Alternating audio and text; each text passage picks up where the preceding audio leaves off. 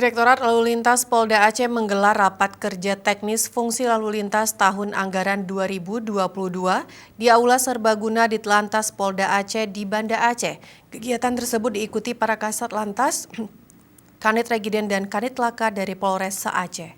Maaf juga saya meneruskan apa yang sering dikeluhkan oleh Kegiatan sehari ini dibuka Direktur Lalu Lintas Polda Aceh, Kombes Pol Diki Sondani SIK MH, menghadirkan narasumber diantaranya dari Disub Aceh, Jasara Harja, Sat PJR, dan Ketua PWI Aceh Nasir Nurdin. Ketua PWI Aceh tampil dengan materi tentang strategi media dalam memberikan edukasi kepada masyarakat terkait keselamatan berlalu lintas.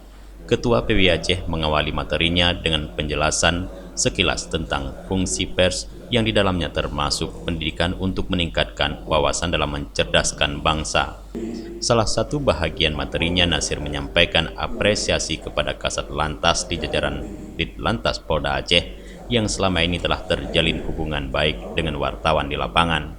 Namun menurut laporan yang diterima masih ada Kasat Lantas yang terkesan takut memberikan informasi kepada wartawan yang menginformasikan jika terjadi kasus laka lantas. Ketua PWI Aceh Nasir Nurdin berharap agar pihak kepolisian termasuk Kasat Lantas di Polres-Polres tidak perlu takut memberikan keterangan yang ingin diketahui publik terkait kasus laka lantas. Tentang masih adanya Kasat Lantas yang terkesan takut memberikan keterangan kepada pers juga dibenarkan Dirlantas Polda Aceh, Kombes Diki.